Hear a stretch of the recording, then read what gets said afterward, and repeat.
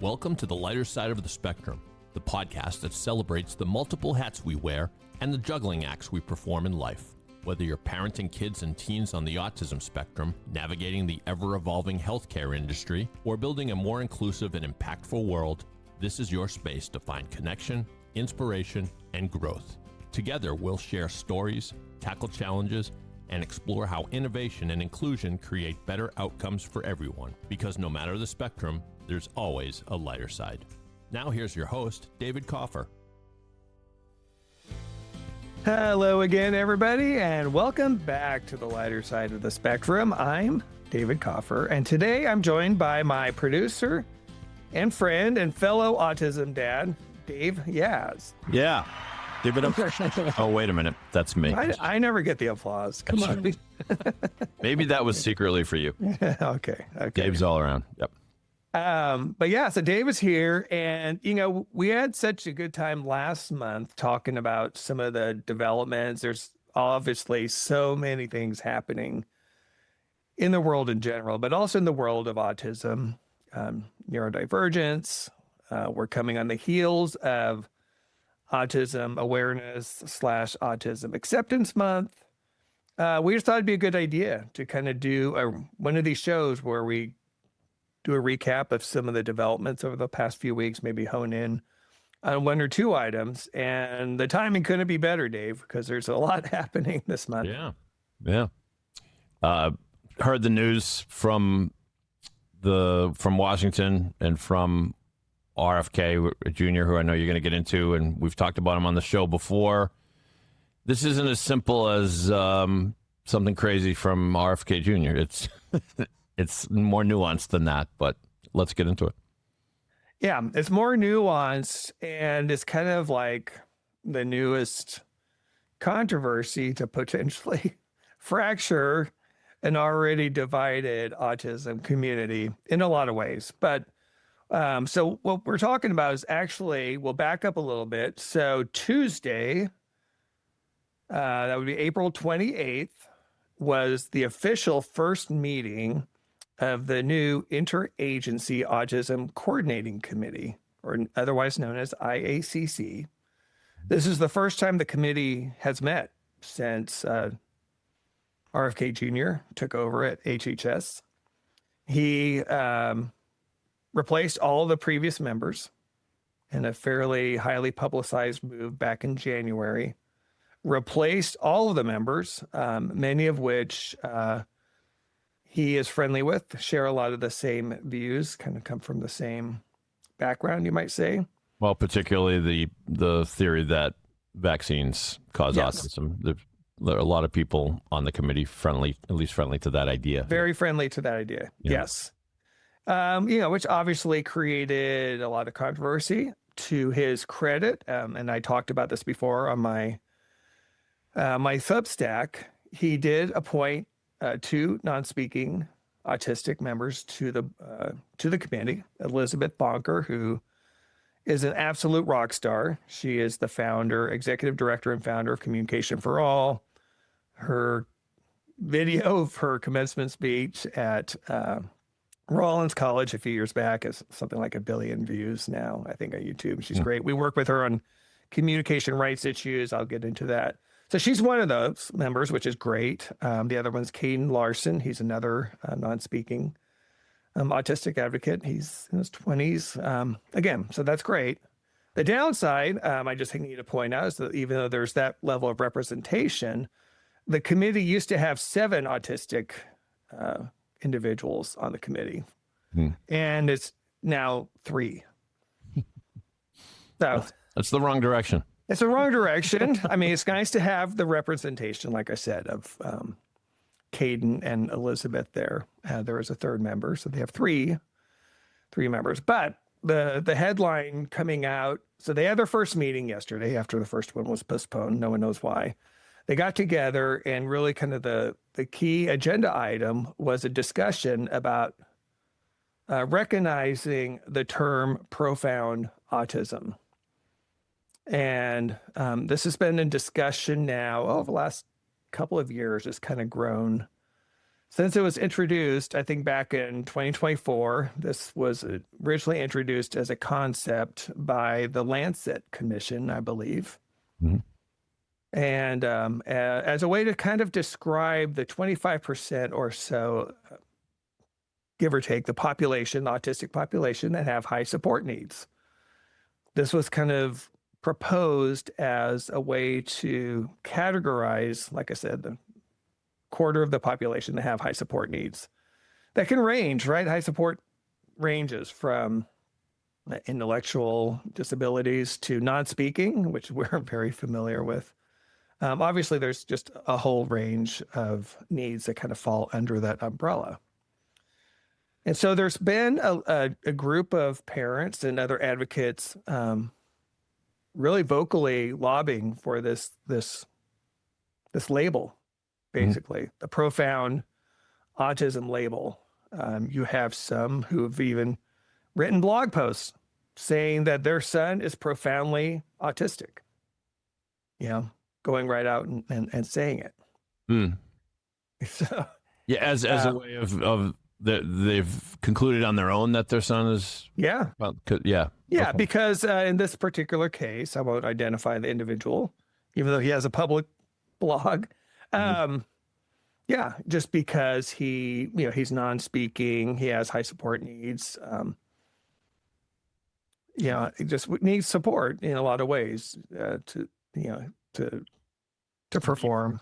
But it sounds like you think this writer is either premature or jumping to a conclusion and using the term sort of as a weapon, or yeah, I mean, just kind of self-describing it, right? Like kind of deciding this is a label that needs to be placed on his son, which is his right. I guess he can do whatever he wants, but I think that the broader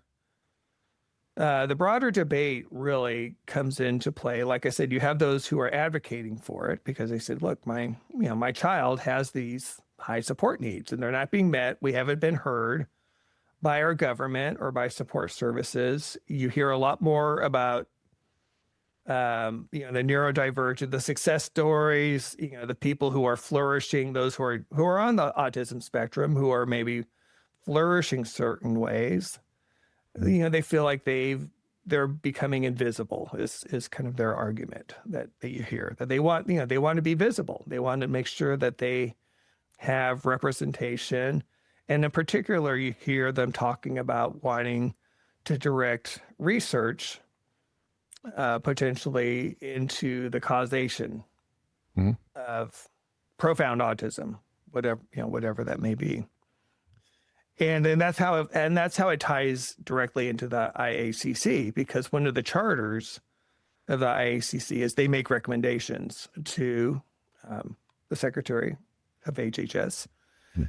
They coordinate about $2 billion in annual federal autism research funding, and then, like I said, provide advice. So the very real effect here could be like that they say, look, we think this deserves additional research. This deserves federal dollars to look into what's behind profound autism, what's causing it. But what's missing is any discussion about how to support these individuals today or tomorrow, for that matter. right, which seemingly could make this announcement truly empty. We'll get into this, I guess, but it's a potential change in terminology, if you want to call it that. New terminology, I think probably is fair. New terminology, that a change being made without really too much facts around what that will entail. But in changing the terminology, it could certainly result in a lot of things in the future in terms of benefits and potentially, right? Rights, you don't know. Yeah. Right. Well, that's right. Yeah. And one of my concerns is because a lot of the non-speakers that we know and work with and kind of, within the community, right, is that they would be folded into this profound autism category. particularly if this is something that would start, say, at a young age, right? When a lot of the diagnosis is being done or when evaluations are being done. The concern from the autism community, these are like adult autistics, as well as non-speakers, is that it could diminish opportunities for them because they have said, and I understand this, and I think it's a very valid point. If they were diagnosed as profoundly autistic at whatever age, a lot of the hope would be given up on them because you get folded into this category, right? Like it's almost like you're put into this box saying you're profoundly autistic, and then assumptions start to be made. Stereotypes start to be made, I think, whenever I think that happens no matter what the label is. Well, and there's also a question of when that label will attach. In other words, the moment someone's diagnosed as, I mean, most kids get diagnosed with autism, I would gather before 10 years old anyway. Yeah. Oh, yeah. I would say, yeah, sure. Especially these days. Right. Right. And yet you and I both know that how your son is at 9 years old might not be how they are at 13. And in the case of my son, he pretty much was. He pretty much didn't change his development too much over the years after, say, age 10. But unfortunately, it is one of the cruel habits of the autism spectrum disorder is that there is hope, and hope is good. Hope is good. And like you say, it and I seem to recall looking through some of the stuff from the International Commission that put forth this term in the first place, that it can be predictive in a manner of speaking. So I don't know if they're going to diagnose a child with autism when they're 4 years old, are they going to say profoundly autistic, or does that come later? Right. Right. And and who decides what would be the right standards and guidelines? And I don't know. It to me, it becomes a label, right? That's loaded. It's kind of a loaded category that carries tragedy, stigma, lowered expectations, and a simplified view of autism. And not to mention that, right, it ignores the very phenomenon that we talk about all the time on this show, and that is how Stones and other children who are non-speakers have been able to communicate. So in theory, one of the criteria for being profoundly autistic is an inability to communicate in traditional ways. And now here comes along, thanks to technology and other things, a new way. Can you be profoundly autistic? And then now, because I'm able to communicate, you people are able to understand me now through the spelling method. Now I'm no longer profoundly autistic. Yeah. Well, again, this writer who I referred to earlier, his son is what was one of the early spellers, right? Mm-hmm. So he's one of the ones who talked about, how his son was underestimated in so many ways and discovered, right? That's kind of one of the ironies, is that here he's celebrating what's inside, but yet wants him to be labeled as profoundly autistic. Mm.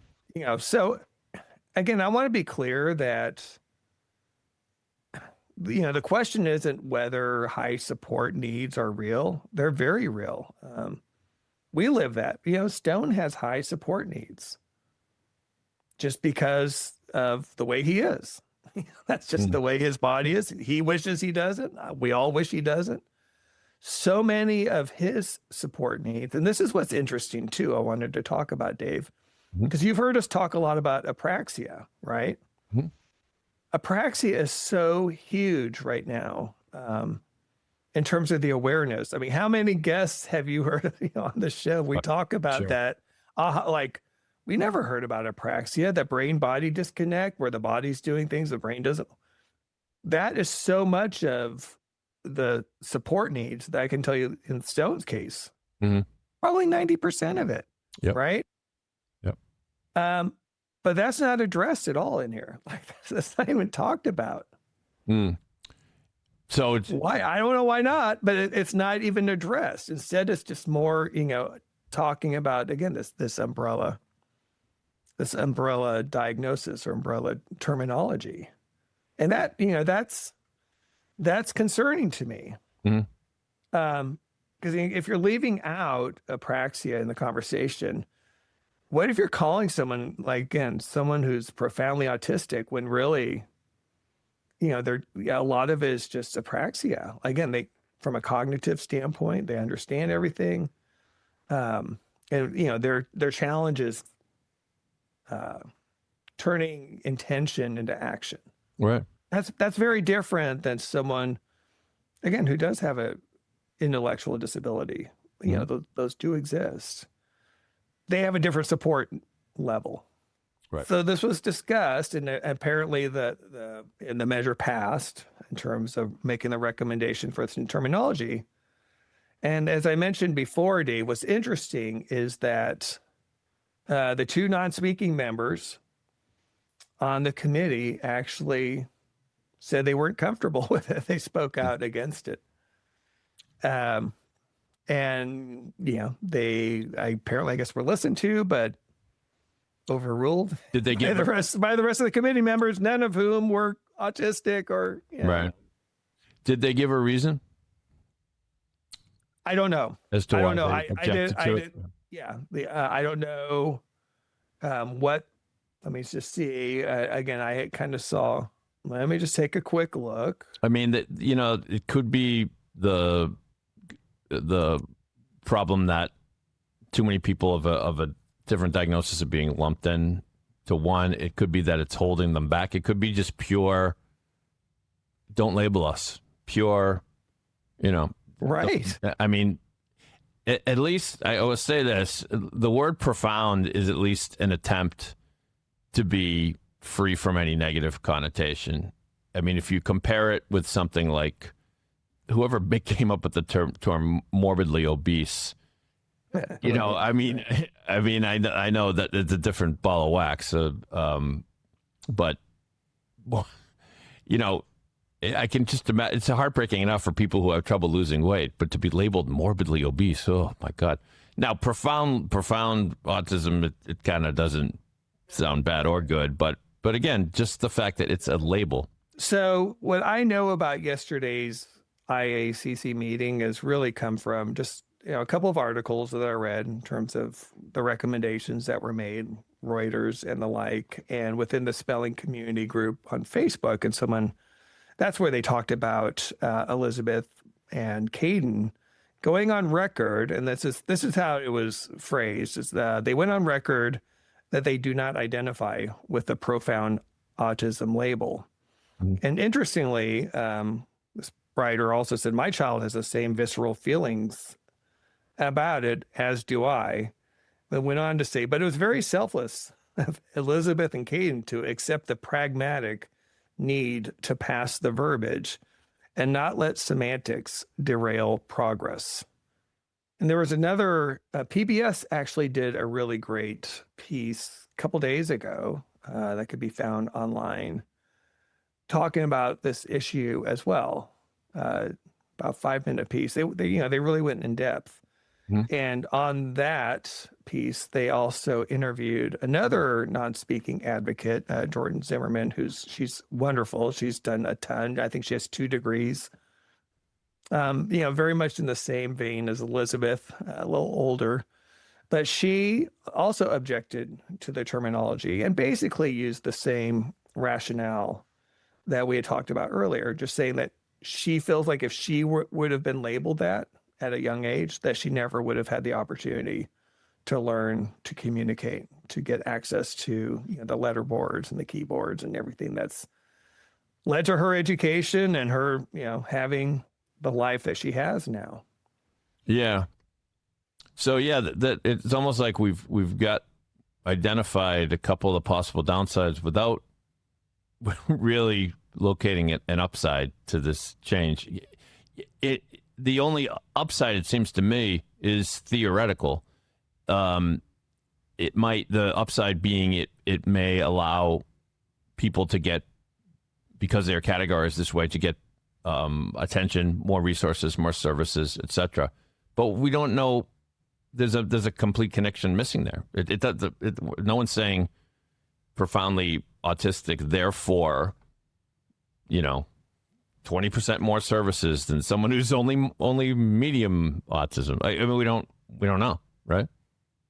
Right. And really the only reference I've seen in terms of what types of resources are being talked about, kind of thrown, directed towards this, it's in research. It's in the research area, trying to determine the cause of it. And what I see, Dave, is this kind of folds into the rhetoric, autism has been framed and positioned, particularly by RFK Jr. and within this administration. That's deeply troubling to me and many, many others, right? They're framing it as a tragedy. They're framing it as a problem to be solved. Right. And I think that's something it devastates families, and what a tragedy. Yeah. They'll never pay taxes. And so here's where I think we need to look at closely and just think about in terms of, what is the motive? What is the upshot here? Right. And I think, realistically, if you can define a problem, potentially you could define a solution, right? Yeah. But again, this begs the question, is it possible to search for the cause of profound autism without searching for the cause of other kinds of autism? You know what I mean? Great question. It's right. like we seem to have drawn the lines kind of arbitrarily, because, I mean, I don't want to go all the way down the primrose path here, but if the fact that we're going to classify, they'll still consider autism a spectrum, but there are a class of people that are profoundly autistic. And then we're not going to make any other classes, though. We're not going to, we're not going to talk about high functioning. We're not going to, I mean, we were talking about this before we started recording. My son is what you would call more higher functioning than Stone, although he's not as eloquent as Stone, I can tell you that. But right, different, but just different, and Adrian can talk in sentences if you really work on him, but Adrian cannot take care of himself, and many people on the autism spectrum are completely independent, and so that's someone who's very different than my son, who's very different than your son. But we're going to make this one qualification: profound autism. I mean, since we got everybody to understand that it is a spectrum, don't tell us it's not a spectrum. That's what the message this sends, really, right? You're either profound or you're not. Yeah. I mean, if you step back and just think again, autism by definition is a neurodevelopmental condition defined by differences in social communication and behavior. Right? Not by how tragic someone appears to other people. Right. So that's why the phrase, profound autism kind of hits me, and I know other people kind of the wrong way. It doesn't describe support needs. It's describing the person more than a form of autism itself. They're profoundly autistic. Yeah. And if what we're talking about is high support needs, why don't we just say high support needs? Yeah, exactly. But if someone's non-speaking, why don't we say they're non-speaking autistic? If they have an intellectual disability or a motor impairment, why don't we say they're autistic with a motor impairment? Or if they need 24-hour care, they're autistic, but they require 24-hour care. Right. Why does it need a label? Yeah. That's, the more we talk it out, the more I come around to that. And that is that the whole, when we diagnose kids, we diagnose them on the autism spectrum, but we don't give them a grade. We don't say, They do now. They do. Oh, great. This is a new thing. Like from the time our guys were kids, Dave, I've learned this there are levels. There are, and this is part of the official diagnosis. There's level 1, level 2, level 3. Mm-hmm. So you can even say level 3 is the highest support need right now. Like someone could be categorized like someone, if they're non-speaking that requires high support need, they're considered, the doctor will give them level 3. Yep. This was new to me because I started seeing these posts again as I kind of re-entered like some of these Facebook groups, and I'd see these younger parents talking about, I have a 4-year-old level 2. I'm like, what the hell is that? Like, we just talked about. I know. Yeah. My kid's on the spectrum and can't talk. There wasn't any other diagnosis beyond that. But their treatment. I mean, I'm preaching to the choir here with you here, Dan, but the determining a treatment path for someone with autism is very individualized, right? It's going to respond. Some kids respond better to certain services and are almost allergic to others, and so the treatment and development is what we're trying to do. We're trying to let them soar as high as they can fly, and so this would be kind of a step in the other direction. Yeah, I mean, I think you used a good word. You talked about services, right? In terms of providing services and support, and then in the same context as treatment. Mm-hmm. And there's still a lot of discussion about that, right? Is autism something that is treated? Do you fix, quote unquote, autism? Do you cure autism? Mm-hmm. I'm in the camp now that says, no, you don't. Autism isn't something that needs to be cured. Autism is not something that needs to be cured. I'm just going to say, like, it's not, right. It's not epidemic. I used to think that, like, treatment is the wrong word. I'm talking about. I understand. I'm talking about services. I'm talking about what services can we give this person to bring out the best. But I'm honing in on that because this is an important point, because this is where you'll see the intersection in terms of the MAHA world and RFK Jr. and a lot of these people who are the influencers, the drivers, the committee members, the ones who, like you said, promote the vaccine connection. Because what you're seeing is 2 of the members on the committee are associated. One's the executive director of it, called MAPS, the Medical Academy of Pediatrics and Special Needs. Mm-hmm. And, they focus on functional medicine and not a lot of naturopathic types of procedures. A lot, they're legitimate doctors who belong to this, but their whole purpose is to try to address what they describe as medically complex and neurologically diverse children, and to provide that word we said treatments for them to try to fix this. Now, again, a lot of this population do have medically complex needs. There is a higher percentage of them that have GI issues that don't get addressed. I mean, I could go down the spectrum. So there are medical needs that need to be addressed a lot of times. But is it autism that needs to be fixed? Is it profound autism that can be fixed? And I think it's fair to say the jury's very much out on that in terms of,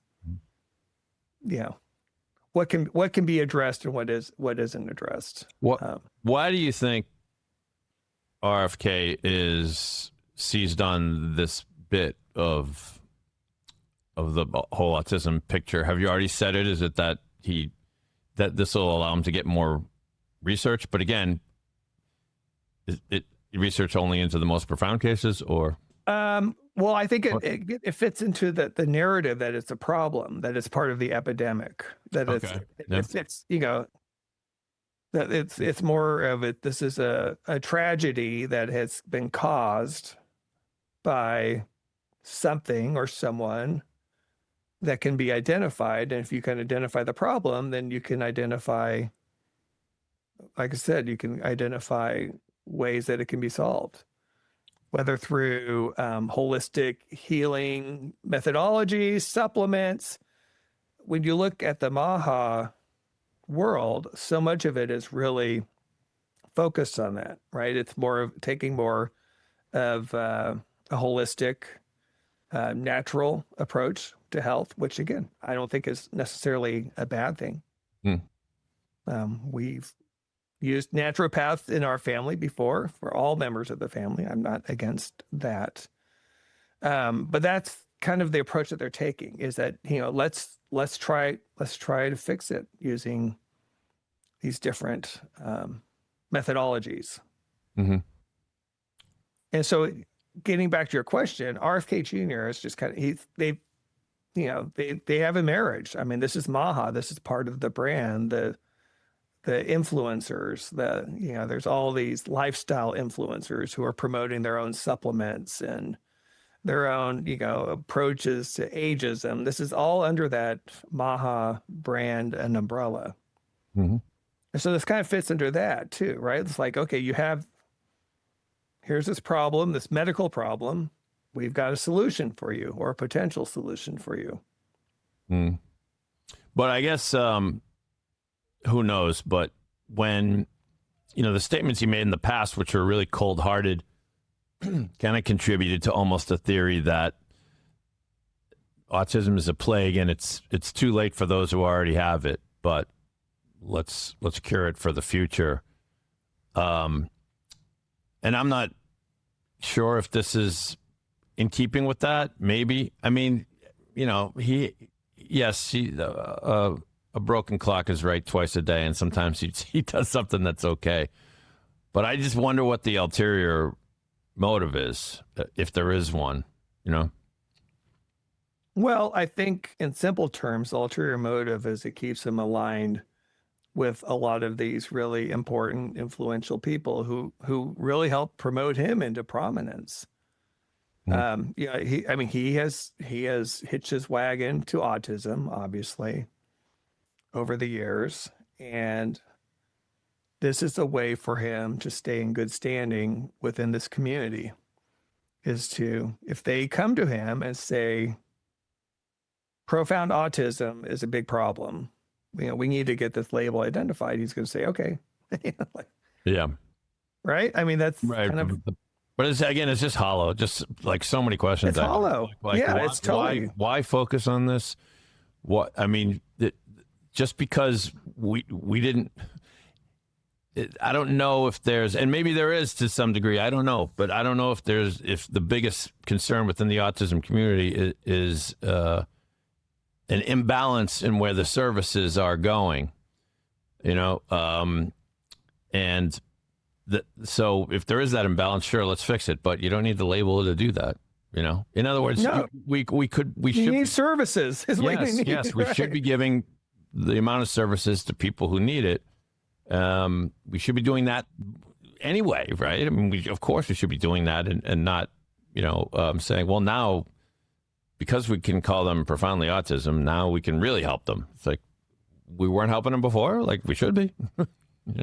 Well, and to your point, David, this is kind of a good segue, is that it's the biggest problem as I see it is that we're dealing with a human rights issue, is particularly with the non-speaking community.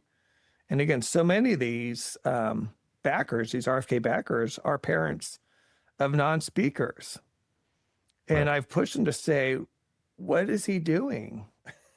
Right. What is he doing specifically to help non-speakers? And the silence is deafening.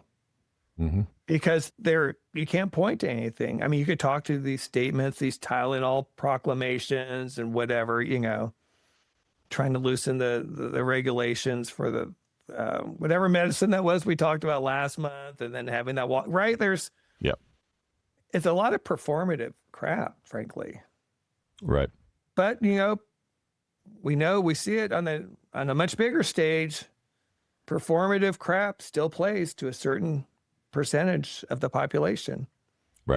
They want to believe that he's doing something, doing something for good. Right.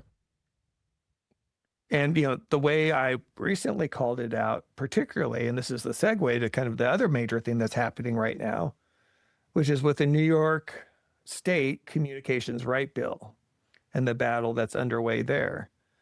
I've said specifically, why hasn't RFK Jr. spoken out about this? For that matter, why hasn't he spoken out at all for communication rights? Mm-hmm. for introducing supporting letterboards, spelling within schools. He's aware of it. He's buddies with these parents. Mm-hmm. Why isn't he coming out and supporting it? Especially again, now that there's a concrete battle going on in the state. Just to remind people, it was passed by the legislature last summer, a bill to support all means of communication, which is already guaranteed in the ADA, 159-0 across party lines, right? Like just unbelievable. If anything ever looked like it had the momentum of a runaway train, it was this bill. Right. Until it hit the Senate and the Disability Committee, ironically, which it had to pass out of there.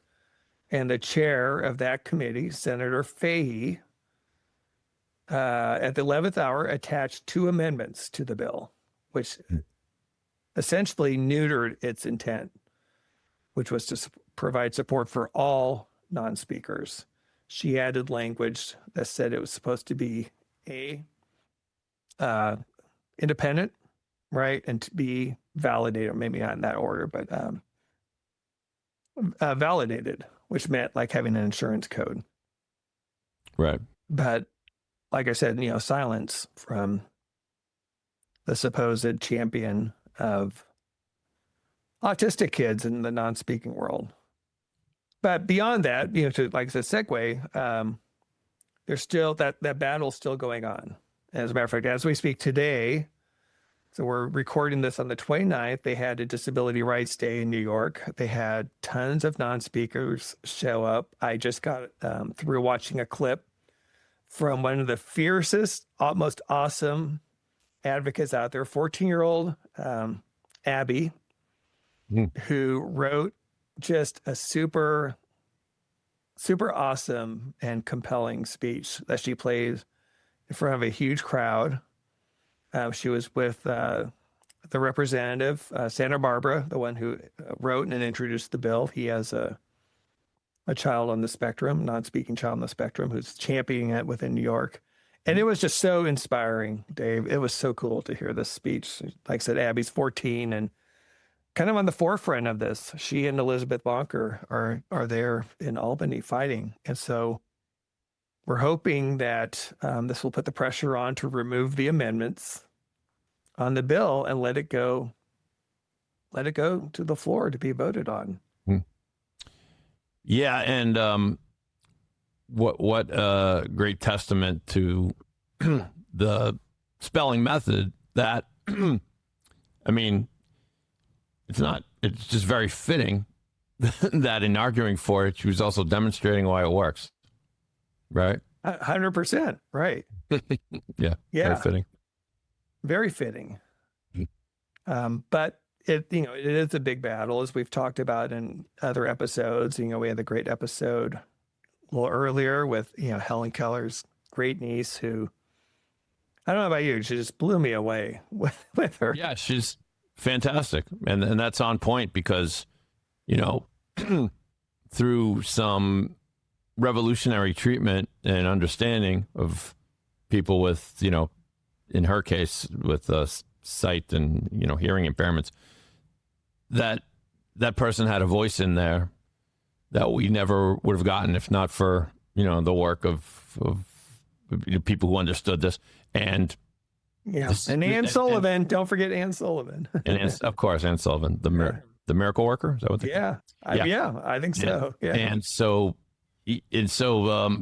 but not now. This is this generation's version of it. It's nice to know that people like Stone and many others, and the speaker you mentioned, can do this. There's so much that we've been missing, sadly, but with the right methods, like all can change in a second, and we can hear someone as eloquent as Helen Keller was, and everybody today that may be the same. Absolutely. And it doesn't just happen overnight. It takes a lot of work. It takes a lot of support, right? I mean, it goes without saying.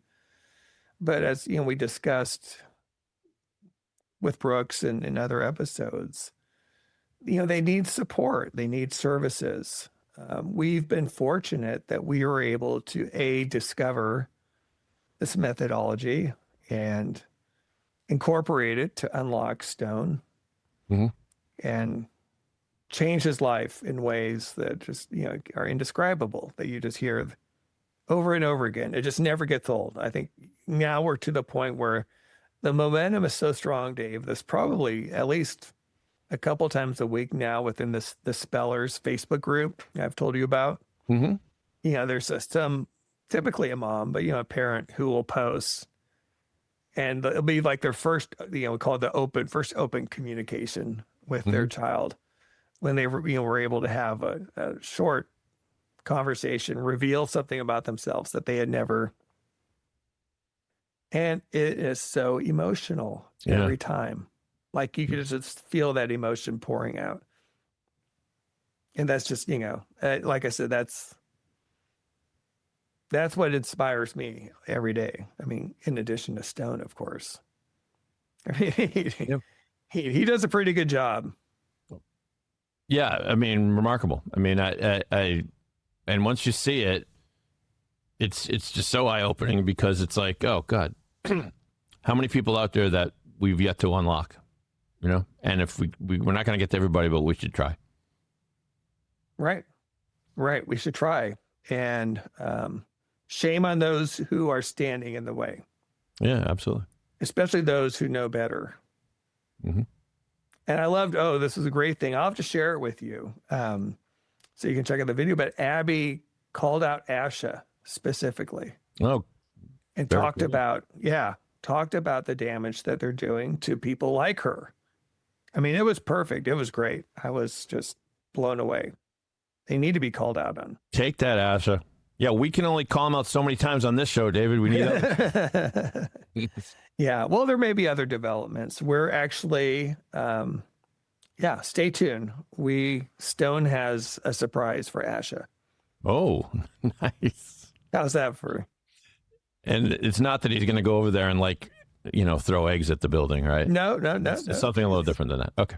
No, it's, it hopefully will make waves in its own way, and maybe make. Ooh, this is quite a teaser. I can't wait. Yeah, it should be good. The last kind of piece of information, again, this is somewhat related, again, especially because we've talked about RFK Jr. and just kind of the environment that we're trying to, a lot of the sludge that we're swimming through, we're trying to navigate, right? But this came out about a week or so ago. There's an article saying, and this was in Nature magazine, a staggering number of people believe unproven claims about vaccines, raw milk, and more. Survey results suggest a rise in questioning of scientific evidence. And the article went on to say more than 2/3 of the public believe at least one false or unproven health claim, such as the idea that taking, I can't even pronounce it, paracetamol Okay. Yeah. during pregnancy causes autism. Oh, that's a new one. Maybe that's like Tylenol. I don't know. Right. Maybe that's another version. A new survey finds. The results hint that a large and potentially growing number of people are questioning scientific evidence. The survey of more than 16,000 people across 16 countries, so this isn't just in the U.S., asked whether they believe claims that are not supported by research, including that the risk of childhood vaccinations outweigh benefits, fluoride in water is harmful, and raw milk is healthier than pasteurized. For each statement, between 25 and 32% of respondents said they believed it, and another sizable percentage, between 17 and 39%, said they didn't know if it was true. In total, 70% of respondents believed at least one of the claims. So, yeah. So there you go. There you go. I think it shows that. I think it's twofold, right? Like, again, the level of misinformation, disinformation is, higher than it's ever been before. And like we were saying, there's just a lot of people to navigate. If you're a parent, you're getting information right and left, and you're trying to sort through it. What's real? What isn't? Is this parent's advice good? Is this parent, you're just there's just a lot to go through, which I think is part of it. And, the other part is that there's some work to do in the scientific community as well to maybe bolster the work that they do, to maybe show a connection. I'm not sure. I mean, what do you make of it, Dave? Oh, sorry. What specifically, David? What? Just in terms of like that we have this level, that high of percentage of people who believe. Oh, that's that. Back to that. Yeah. Yeah. I wish I could say I'm surprised, but I'm not. There is, I'm afraid it just comes down to the sort of cult of personality that people believe in. And whenever this started, most of it is you can look at our current administration in Washington for this notion that there's alternative universes I can believe in, even if the facts are in your universe. I've got mine over here. They developed the term alternative facts because right. I believe different facts than you believe. And it started a phenomenon of, in the internet era of people think they can be their own sleuths.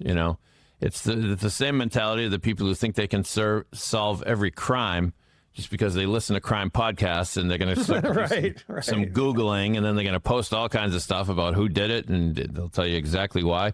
And as an offshoot of that, some people will, quote unquote, do their own research about things that, the most outrageous things. I mean, we know Alex Jones is bankrupt now. Thankfully, the legal system works sometimes, because he spread rumors that the Sandy Hook gun massacre was a hoax. Yeah. And I hate to say it, thousands upon thousands of people believed him. And probably still do. Yeah, and maybe still do. Right. Even though he had absolutely no proof of it. And so he lost all his money in his show. And by the way, the satirical magazine, The Onion, is very close to purchasing InfoWars. Oh, I remember seeing that. Yeah. How beautiful would that be? To basically turn it all on its head. Anyway, that's an aside. But yeah, I'm sorry to be, I guess, so overly cynical, but I'm just not surprised to see that, I think it kind of shows the state of the world we're in right now. And I thought, a few months ago we had Ken Cook on, who heads an environmental working group. His podcast is fabulous, by the way. Yeah. If you get a chance to, I don't know if you had a chance to catch some of it, really good stuff. But I thought, he had a really good and fair point in terms of, like doing your own research, is that there's nothing wrong with that, right? Like, I mean, that is kind of like in theory, the great equalizer for all of us, is that we have access to information that wasn't available before.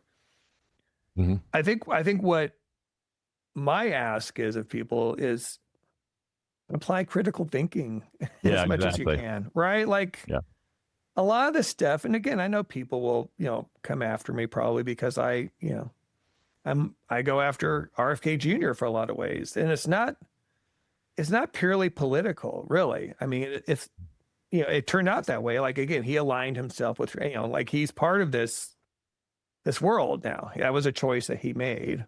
Mm-hmm. For me, it really comes down to actions and seeing him. Yay. Yeah. We'll go. Yeah. One more week. Yeah. Happy. I just, like I've said so many times, I've seen how he uses autism and the autism community to promote himself. Yeah. And I don't see a reciprocal relationship, we'll put it that way. Right. And it's one thing to do it when he was just, just kind of a crank and suing and, kind of doing his own thing. But now he's in a position of real responsibility for all citizens of this country. And that's why I'm calling it out. Mm-hmm. Yeah, it's many of the things he has done have just been wrong-headed. Many of the reports about things from his past are concerning, to say the least, and just some of the things he did and with roadkill and all those other bizarre stories. Yeah, right. And so, yeah, I think, I mean, if I had to guess, I'd say he wants to be a hero. He wants to be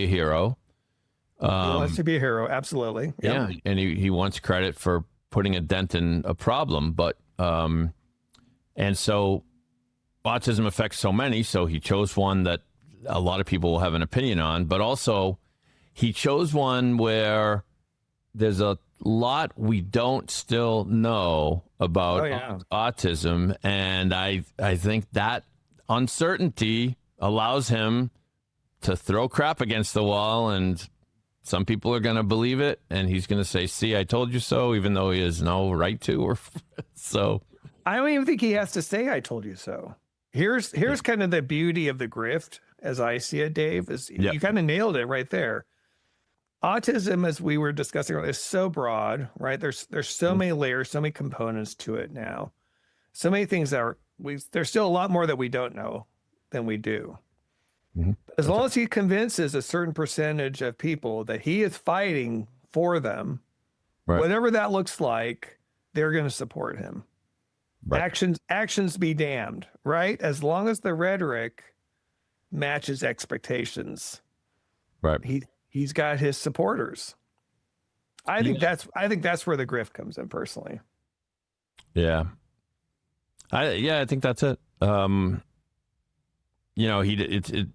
It's not like he's selling a product that cures autism, but in a matter of speaking, that's what that's his brand. That's his brand. Yeah, exactly. It's like he wants people to think he's the smartest guy in the room, and he's on the way to solving, this incredible health phenomenon that those that know will tell you. If there's really a cure on the horizon, we'd be talking about it every day. But instead we continue research and services and things that we can put our finger on. Yeah, and kind of put a bow on it. The support where support is needed, right? Because there are so many beautiful. I really believe this now. Like I said, it's a lot easier now for me to say this where we are with Stone than I would have said 4 years ago. I freely admit that. It was a much darker time 4 years ago before Stone could communicate. The future didn't look bright. Yeah, it was really bleak in a lot of ways.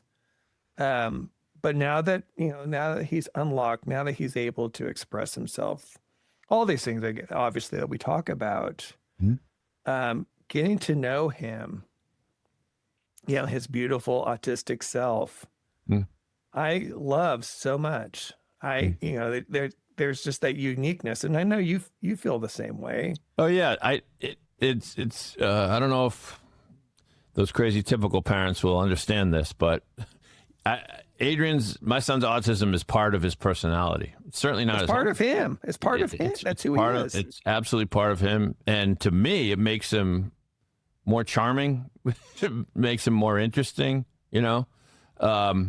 So, and that's why we never describe it as a plague or a tragedy. Right. Yeah. To a T, Dave.